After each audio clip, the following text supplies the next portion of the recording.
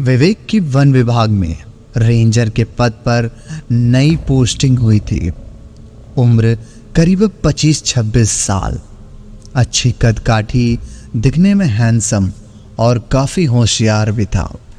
कुछ महीनों बाद उसका तबादला बालाघाट के करीब 50 किलोमीटर दूर सोनपुर गांव में हो गया। गांव में उन्हें जो सरकारी आवास मिला वह काफ़ी पुराना था। खैर, विवेक को तो कोई फर्क न पड़ रहा, लेकिन बाथरूम की कंडीशन देख उसकी शहर पत्नी रिया ने नाक के सिकोड़ लिए। अपने जर्जर घर को देखकर वो थोड़ी दुखी हुई और विवेक पर नाराज हो रही थी। नाराजगी वाजिब थी, क्योंकि एक तो गांव और उस पर से ऐसा घर। रिया ऐसे माहौल में रहने से काफ़ी आदी नहीं थी। विवेक ने आश्वासन दिया कि 1 हफ्ते में बाथरूम के साथ मकान भी मरम्मत कर चमकवा देंगे। पति की बात मानकर किसी तरह रिया ने अपने मन को समझा लिया। चौकीदार ने विवेक के कान में फुसफुसाते हुए कहा, साहब, वो पास वाले भूतिया रेस्ट हाउस में बारे में मैडम को बता दीजिए। अरे चुप कर, वैसे ही उसका दिमाग गर्म है। भूत वूत की बातें सुन आज ही शहर से जाने का जिद पकड़ लेगी। विवेक चौकीदार को एक कोने में ले जाकर डबलते हुए बोला। चौकीदार ने एक नए मकान में सामान रखवाया और बाहर आ गया। उसने बाजू में उस गेस्ट हाउस को डरते हुए देखा और सोचने लगा, पता नहीं अब क्या होने वाला है। वह चुड़ैल तो इस गेस्ट हाउस के पास से गुजरने वाली कई औरतों को शिकार बना चुकी है। यह लोग इस भूतिया गेस्ट हाउस के बंगले में रहने वाले हैं।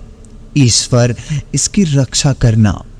गेस्ट हाउस का डर गांव वालों के मन में इस कदर हावी था कि किसी भी मकान में रह नहीं पाए।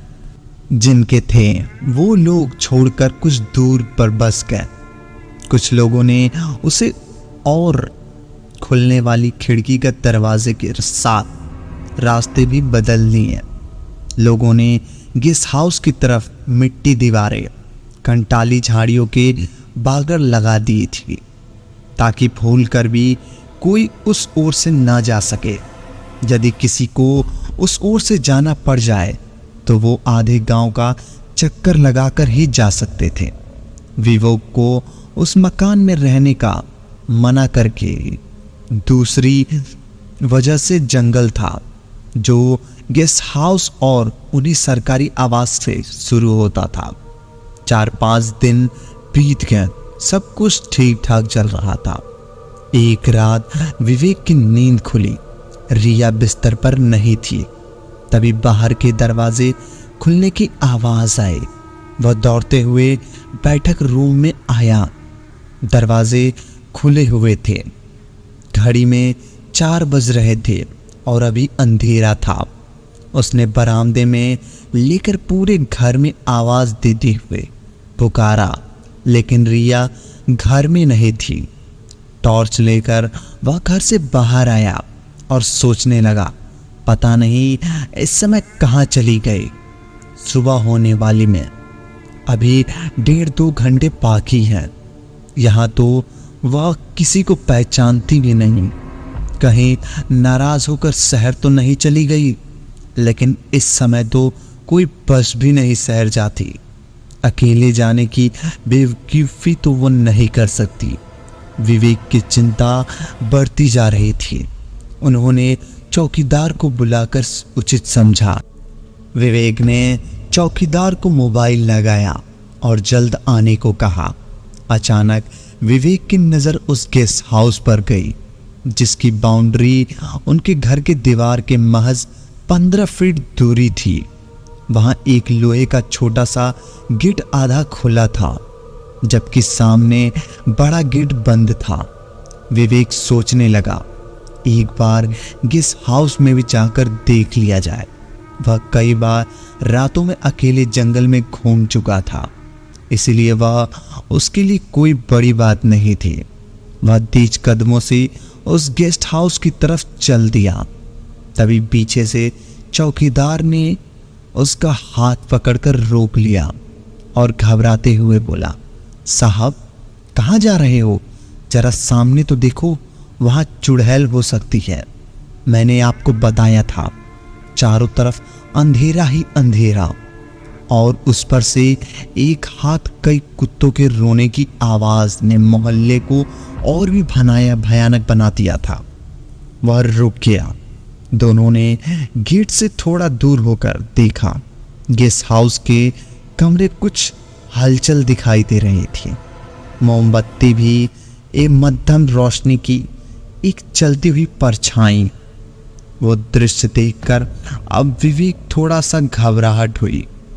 उसने चौकीदार से पूछा, क्या वाकई वहां भूत रहते हैं? मैंने तो इन बातों को बिल्कुल यकीन नहीं करता। गेस्ट हाउस का रहस्य बताने के लिए चौकीदार को यही समय लगा। उसने बताया कि आज से 12 साल पहले इस गेस्ट हाउस में सब कुछ ठीक ठाक चल रहा था।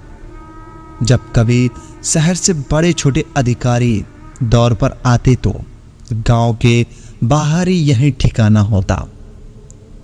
उस दिन रंग पंचमी की रात थी। एक नेता और उसके साथ कुछ अधिकारी यहाँ रुके थे। उनके मनोरंजन के लिए आदिवासी और ग्रामीणों को लोक नृत्य पेश किया गया। कई तरह की संस्कृतियां कार्यक्रम हुए। एक बड़े अधिकारी जो नेता की करीबी थे, वह एक लड़की को बहला फुसलाकर कमरे में ले गए और उसके साथ छेड़छाड़ करने लगे। वह किसी तरह अपनी इज्जत बचाकर कमरे से बाहर आ गई और रोते हुए नेताजी से उस अधिकारी की शिकायत करने लगी। लेकिन नेताजी तो उस अधिकारी का पक्ष ले बैठे। कुछ महिलाओं ने अय्याश अधिकारी की यह सब करतूत देख ली थी। वो चाहती तो उस लड़की की मदद कर सकती थी, लेकिन वो डर की वजह से चुप रही। फिर उस लड़की ने क्या किया? विवेक ने पूछा। चौकीदार ने एक गहरी सांस लेते हुए बताया। वह क्या करती? उस लड़की की गांव भर में बदनामी हो गई थी। दूसरे दिन उसने गेस्ट हाउस के पीछे जाकर आत्महत्या कर ली थी। तब से उस लड़की की आत्मा चुड़ैल बनकर गेस्ट हाउस में भटक रही है। उस लड़की के साथ बहुत गलत हुआ। विवेक ने एक गहरी सांस लेकर कहा।